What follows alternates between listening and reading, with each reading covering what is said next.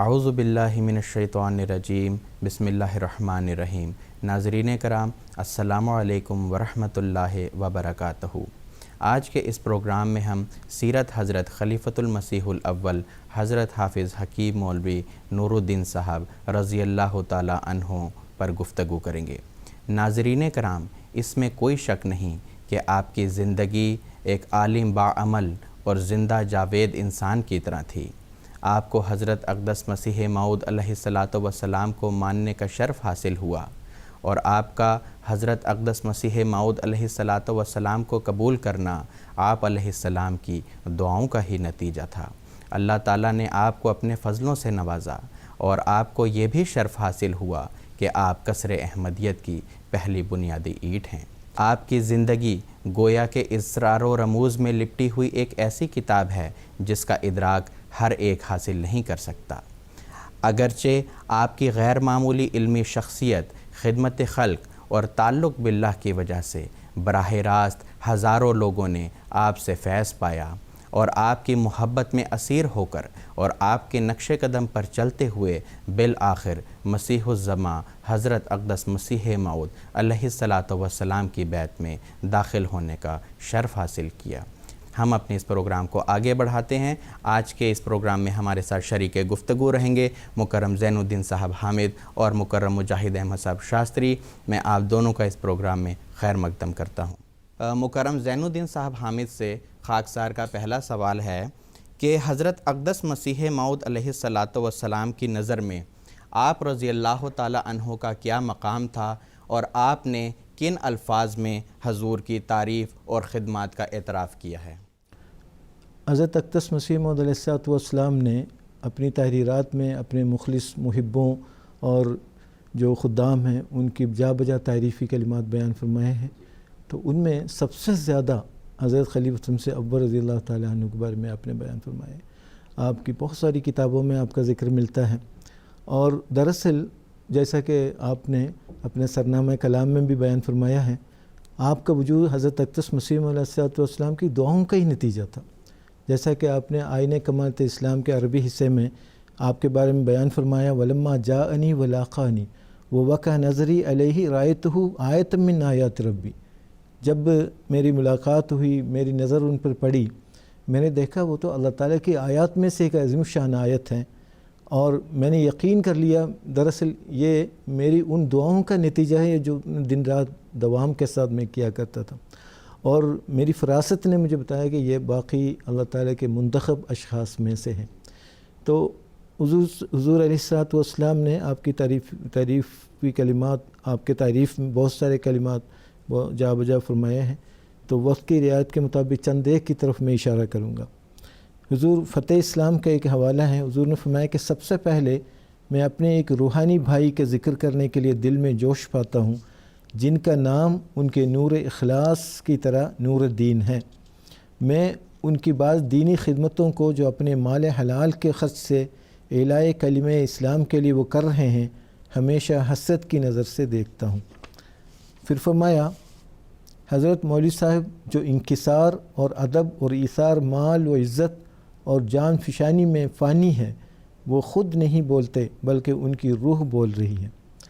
پھر فرمایا نشان آسمانی میں، مولوی حکیم نور الدین صاحب اپنے اخلاص اور محبت اور صفت ایثار اور للہ شجاعت و سخاوت اور ہمدردی اسلام میں عجیب شان رکھتے ہیں۔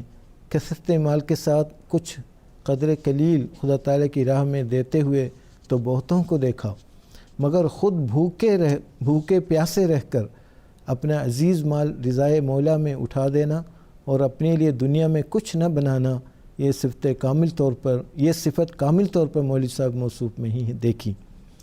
فرمایا، چھ خوش بودے اگر ہر ایک ز امت نور الدین بودے، ہمیم بودے اگر ہر دل پر از نور یقین بودے۔ پھر فرمایا نشان آسمانی کا یہ ایک اور حوالہ ہے، ان کے مال سے جس قدر مجھے مدد پہنچی ہے، میں اس کی کوئی ایسی نظیر نہیں دیکھتا جو اس کے مقابل پر بیان کر سکوں۔ میں نے ان کو طبعی طور پر اور نہایت انشراح صدر سے دینی خدمتوں میں جاں نثار پایا۔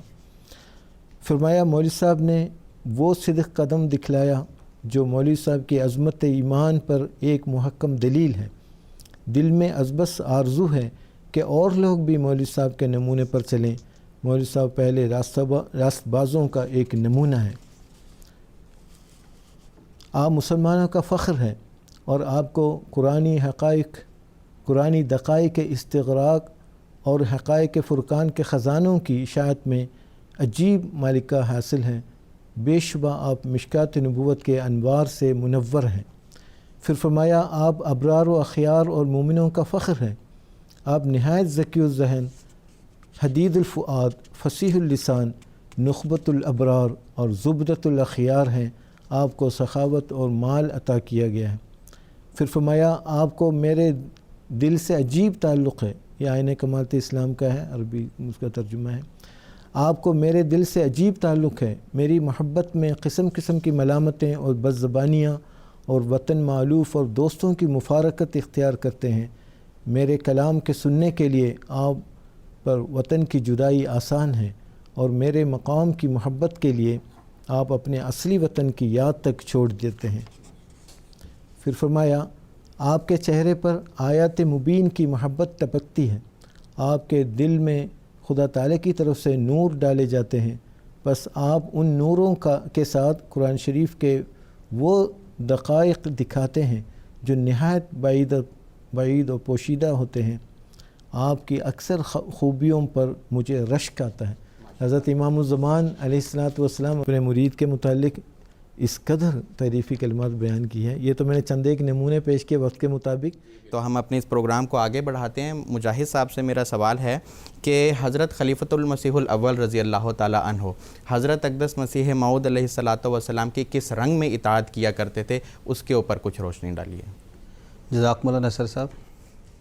اطاعت کا لفظ عربی زبان کا لفظ ہے جو طوع سے نکلا ہے، جس کے معنی ہوتے ہیں مرضی اور خوشی کے۔ یعنی اطاعت دراصل وہ ہوتی ہے جو انسان کام کرنے کے بعد اپنے دل میں بشاشت قلب اور ایک خوشی اور فرحت محسوس کرے۔ یہ اطاعت کے مفہوم کے اندر داخل ہے۔ خاتم النبیین حضرت محمد مصطفیٰ صلی اللہ علیہ وسلم کی ایک حدیث ہے جس میں آپ بیان فرماتے ہیں کہ مومن کی مثال تو اس نکیل لگے ہوئے اونٹ کی ہوتی ہے جس کی نکیل کو پکڑ کے جس طرف چاہے کر دو، یعنی وہ اطاعت کا عمل گزار ہوتا ہے۔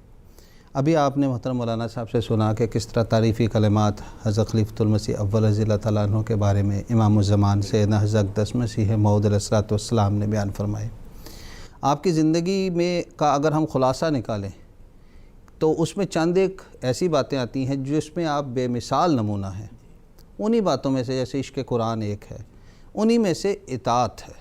یعنی امام الزمان کی طرف سے جو لفظ بھی نکلا، جو حکم صادر ہوا، جو بات بیان کی گئی، اس کی کامل اطاعت آپ کی ذات میں وہ ہمیں نظر آتی ہے، اس کی عملی شکل ہمیں دکھائی دیتی ہے۔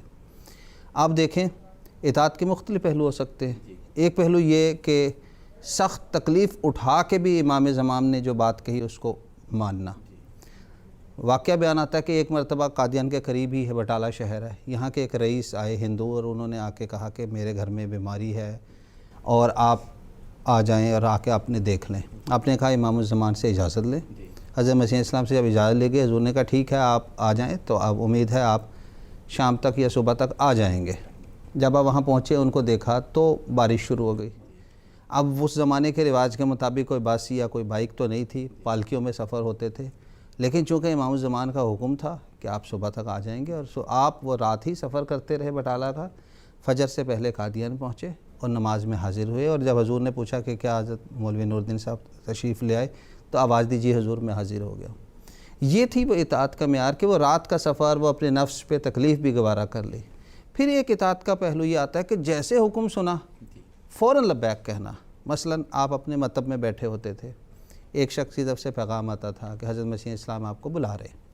آپ جس حالت میں ہوتے تھے، نہ پگڑی کی فکر کرتے، نہ جوتی کی فکر کرتے، اٹھے اور فوراً ایسے بھاگتے کہ جیسے کسی کی طرف سے ایسا حکم آ گیا ہے کہ بس اب اس کو فوراً عمل کرنا ہے۔ اور بعد میں آپ اپنی خلافت کے وقت میں اکثر کہا بھی کرتے تھے کہ تم جانتے ہو کہ نور الدین کا یہاں ایک معشوق ہوتا تھا، یعنی مرزا، اور نور الدین اس کے پیچھے دیوانہ وار پھرتا تھا، نہ اسے پگڑی کی فکر ہوتی تھی نہ ہی جوتیوں کی فکر ہوتی تھی۔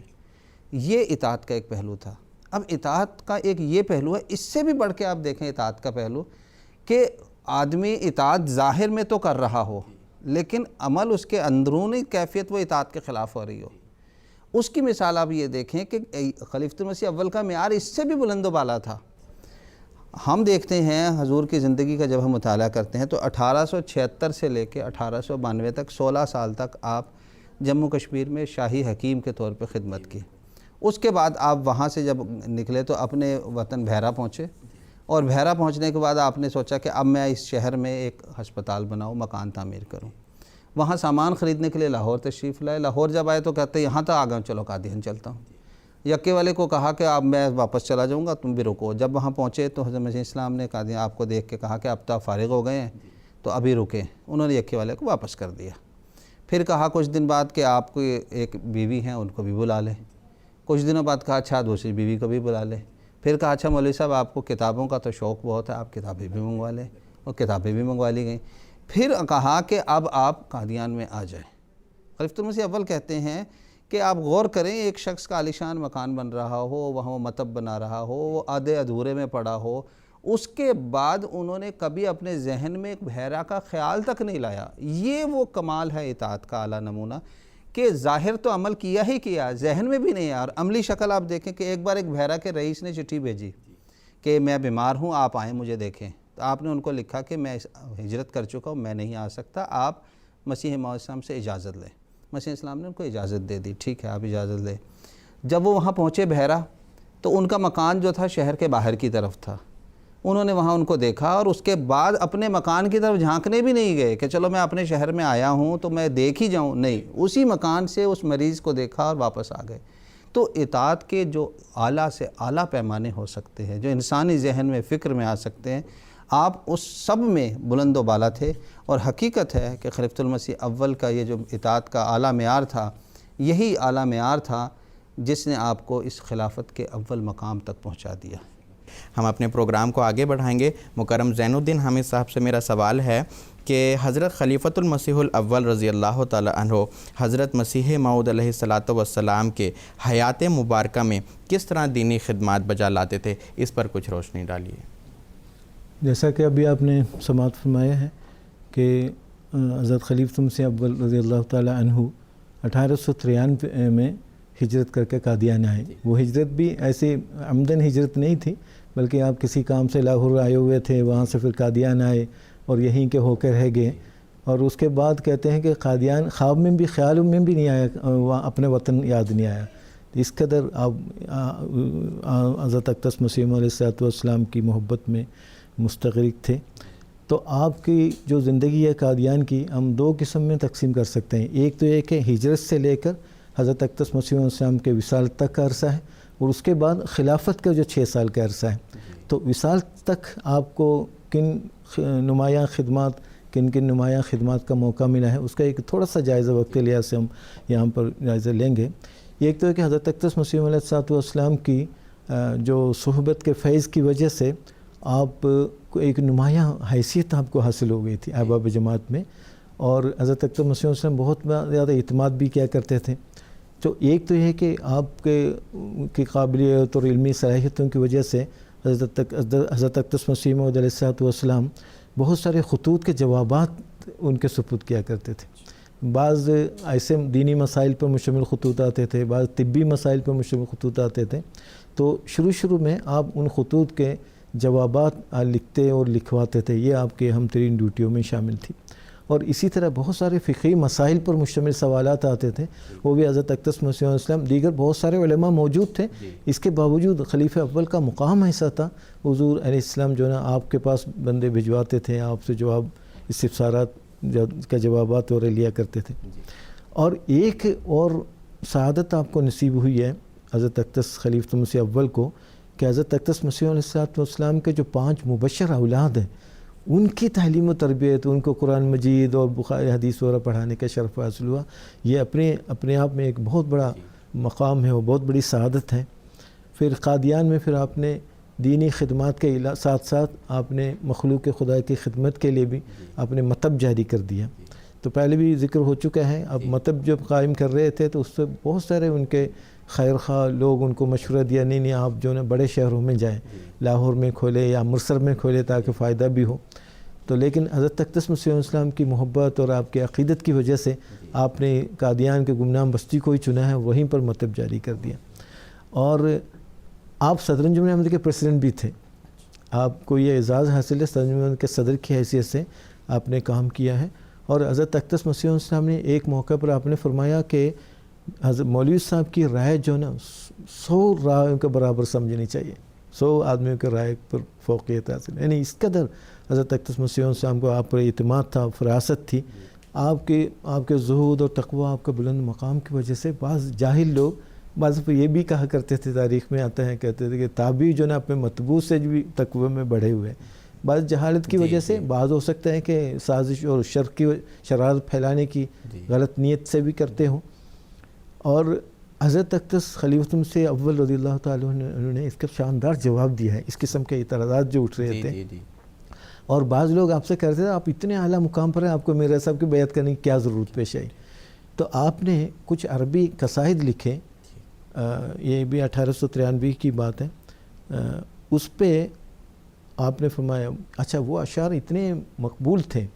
حضرت اقدس مسیح علیہ السلام ان دنوں میں اپنی کتاب کرامات الصادقین تحریر فرما رہے تھے، تو آپ نے اس کتاب میں کئی حصہ بنا دیا اس کو. اس کے ایک شعر جو ہے نا بہت ہی قابل فہم ہے، اور حضرت اقدس خلیفۃ المسیح اول نے نمایاں رنگ میں آپ نے یہ ثابت کیا ہے کہ بہرحال نبی کا مقام، نبی ہی کا مقام بہت اعلیٰ ہے. ہم اس کے باقاعدہ 12 ایک ادنا شاگرد کی حیثیت سے ہیں. آپ نے فرمایا فواللہ مذ لاقیتہ زادنی الہدی وعرفت من تفہیم احمد احمدا. یعنی اللہ کی قسم، جب سے میری ان سے ملاقات ہوئی حضرت مسیح علیہ السلام زادنی الہدی، میرے ایمان میں بہت اضافہ ہوا ہے. پھر فرمایا وعرفت من تفہیم احمد احمدا، حضرت مسیح علیہ السلام احمد ہندی ان کے تفہیم سے، ان کے سمجھانے سے حضور صلی اللہ علیہ وسلم کا صحیح مقام کا مجھے عرفان حاصل ہوا ہے.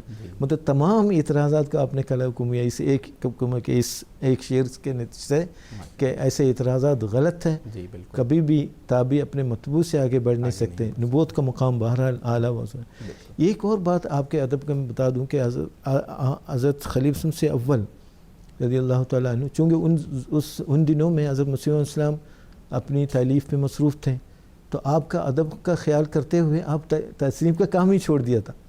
البتہ ایک تصنیف کا ذکر ملتا ہے جو ایک آریہ نے اسلام کے خلاف ایک کتاب لکھی تھی ترک اسلام کر کے، اس کے جواب میں آپ نے ایک کتاب لکھی ہے. اور اس کا حضرت اقدس مسیح علیہ السلام کے جو مجالس میں، شام کی مجلس میں خاص طور پر اس کا حصہ باب پیش کرتے رہے. آخر میں حضرت مسیح علیہ السلام کو بڑا پسند فرمایا اور حضور نے خود اس کتاب کا نام نور الدین رکھا ہے. تو یہ ایک واحد تصنیف ہے ہجرت کے بعد آپ کی ہمیں تاریخ سے پتہ لگتا ہے. یہ کہ حضور تمام سفروں میں آپ ساتھ ہوتے تھے، اور اسی طرح آخری سفر حضرت اقدس مسیح علیہ السلام کا سفر لاہور تھا، اس میں بھی آپ شریک تھے. اس کی تفصیل انشاءاللہ بعد میں آ جائے گی. بہرحال جزاکم اللہ مکرم زین الدین صاحب. پروگرام کو ہم آگے بڑھاتے ہیں. مکرم مجاہد صاحب شاستری سے سوال ہے کہ حضرت خلیفۃ المسیح الاول رضی اللہ تعالی عنہ کس طرح خدمت خلق کا فریضہ ادا کیا کرتے تھے؟ جزاکم اللہ نصر صاحب. اسلام کا اگر ہم خلاصہ نکالیں تو 2 الفاظ میں ہوتا ہے، حقوق اللہ، حقوق العباد. یہ پورے اسلام کا خلاصہ ہے. اور ایک عام مسلمان سے توقع کی جاتی ہے کہ وہ اللہ تعالیٰ کے حقوق بھی ادا کر رہا ہوگا اور حقوق العباد بھی ادا کرے گا. تو جو لوگ تقویٰ کے انتہائی بلند مدارج پہ ہوتے ہیں ان کا تو پھر نمونے ہی ایسا بلند و بالا ہوتا ہے کہ کیا بات کرنی.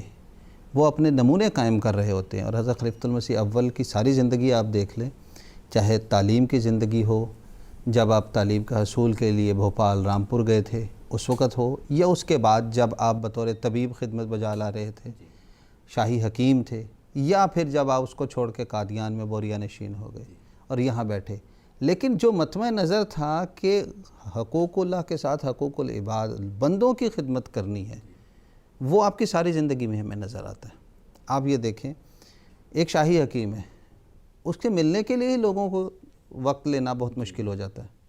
لیکن خلیفۃ المسیح اول کا یہ معاملہ تھا کہ 1879 کے قریب کشمیر میں ایک بار قحط ہوا، اور قحط کے نتیجے میں ہیضے کی وبا پھوٹ گئی.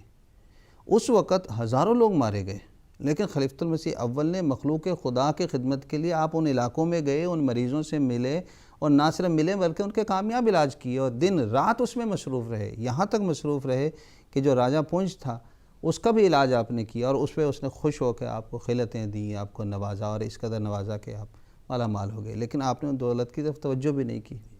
پھر جب امام الزمان کے قدموں میں آ گئے، قادیان کی مسجد مبارک سے باہر جب ہم جاتے ہیں تو تھوڑا سا آگے نکلیں، وہاں پر آپ کا مطب ہوتا تھا۔ مطب کیا تھا؟ اس کی اگر کیفیت میں آپ کے سامنے کھینچوں تو آپ کہیں گے کہ ایک اتنا بڑا طبیب وہ اپنے ایک مطب کے بارے میں ہمیں یہ بتا رہا ہے کہ کس رنگ میں کیسے ہے، یعنی ایک سادہ کمرہ ہے، اس کمرے میں کھجور کی چٹائی کی دری بچھی ہوئی ہے، اس کے سامنے مسند ہے، مسند پہ آپ بیٹھتے، اس کے اوپر مصلی کیا ہوا ہے بند، سامنے کاغذ رکھا ہے، کاغذ اور اس کے اوپر ایک پین رکھا ہے، جو مریض آتا سامنے بیٹھتا، اپنی بیماری بتاتا، نسخہ لکھتا اور اس دری کے نیچے جو دل کرتا رکھ دیتا۔ آپ نے کبھی دل اٹھا کے بھی نہیں یہ دری دیکھی کہ اس نے 2 روپے رکھے، 2 پیسے رکھے یا 100 روپے رکھے، کیونکہ مقصد یہ تھا کہ عوام الناس کی خدمت کی جائے، عوام الناس کو فیض پہنچے۔ اور حقیقت یہ ہے کہ یہ مقصد جو آپ لے کر چل رہے تھے، امام الزمان حضرت مسیح اسلام نے اس مقصد کی قدر کی۔ ایک بار قادیان میں ایک نواب صاحب کے اہلدار تشریف لائے اور انہوں نے یہ کہا کہ آپ لوگ جانتے ہیں کہ نواب صاحب کا یہ نسخہ لکھ دیں، اور نواب صاحب کے پاس انگریز گورنمنٹ کے کچھ لوگ آنے والے ہیں ملاقات کے لیے، تو خلیفۃ المسیح اول کو کہا کہ آپ بھی تشریف لے چلیں، تو آپ جانتے ہیں ان لوگوں کے تعلقات کیسے ہوتے ہیں۔ تو خلیفۃ المسیح اول رضی اللہ نے کہا کہ دیکھیں میں اپنی جان کا مالک نہیں ہوں، آپ کو حضرت مسیح اسلام سے پوچھنا پڑے گا۔ وہ لوگ انتظار کرنے لگے، عصر کے وقت حضرت مسیح اسلام سے مسجد میں انہوں نے درخواست کی۔ انہوں نے کہا کہ بے شک، حضرت مسیح اسلام نے فرمایا کہ بے شک اگر میں مولوی صاحب کو یہ کہوں کہ آگ میں کود جائیں یا پانی میں چھلانگ لگا دیں تو مولوی صاحب اسی وقت یہ بات کر لیں گے، اور مولوی صاحب کا یہاں پہ رہنے سے ہزاروں لوگوں کو آپ کے فیض سے حاصل ہو رہا ہے، اور عوام جو غریب عوام ہے وہ قرآن و حدیث کے درس کے ساتھ ساتھ پریشانیاں بھی جو ہوتی ہیں وہ ان کا علاج کرتے ہیں، لہٰذا میں اس کی اجازت نہیں دیتا۔ تو جب یہ جملہ خلیفۃ المسیح اول نے سنا کہ امام الزمان نے یہ کہا ہے کہ میرے بارے میں یہ تعریفی کلمات کہے ہیں کہ اگر مجھے آگ میں کودنے کے لیے بھی کہا جائے، تو شام کا جو اس دن درس تھا اس میں راوی بیان کرتے ہیں کہ آپ کے الفاظ خوشی سے نہیں نکل رہے تھے کہ میں نے جو خدمت کی وہ امام الزمان نے قبول فرما لی۔ تو حقیقت یہی ہے کہ حضرت مسیح موعود علیہ الصلوۃ والسلام کے یہ خلیفۃ المسیح اول نور الدین جو تھے، اور حقیقت ہے یہ ساری جماعت کے لیے، ہمارے ہر ایک احمدی کے لیے خلیفۃ المسیح اول کے جو نمونے ہیں وہ قابل تقلید ہیں۔ ہمیں ان کی زندگیوں میں سے جو باتیں یہ بیان مل رہی ہیں ان کو اپنی زندگی میں ڈھالنا چاہیے اور اس پر عمل کرنے کی پوری کوشش کرنی چاہیے۔ جزاکم اللہ مجاہد صاحب۔ اور جس طرح آپ نے خدمت خلق کی اور انسانیت کی خدمت کی، تو آج بھی جو میڈیکل پروفیشنلز ہیں اور ہمارے احمدی ڈاکٹر ہیں ان کے لیے بھی حضور کی جو مثال ہے، جو نمونہ ہے، وہ ایک مثال ہے۔ تو ہمارے اس پروگرام کا وقت ختم ہوا چاہتا ہے۔ ہم حضرت اقدس مسیح موعود علیہ الصلوۃ والسلام کے ایک اقتباس سے اپنے اس پروگرام کو ختم کریں گے۔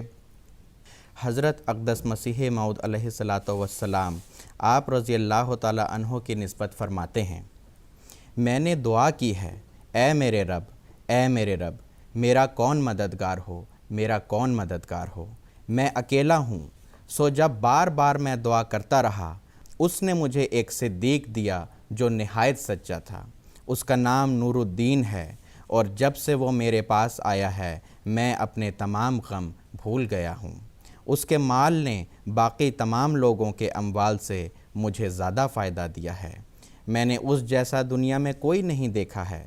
میں نے اسے دیکھتے ہی سمجھ لیا کہ یہ خدا کے نشانوں میں سے ایک نشان ہے، اور مجھے یقین ہو گیا کہ یہ وہی دعا ہے جو میں ہمیشہ کیا کرتا تھا۔ اس کا دل تکبر اور خود پسندی سے مبرہ ہے۔ جب دیکھتا ہوں کہ آسمان سے اس پر نور نازل ہوتا ہے، گویا کہ وہ انوار کا مہمان خانہ ہے۔ میں دیکھتا ہوں کہ قرآن شریف اس جیسا کوئی نہیں سمجھتا۔ ناظرین کرام، اسی کے ساتھ ہم اجازت چاہتے ہیں۔ السلام علیکم ورحمۃ اللہ وبرکاتہ۔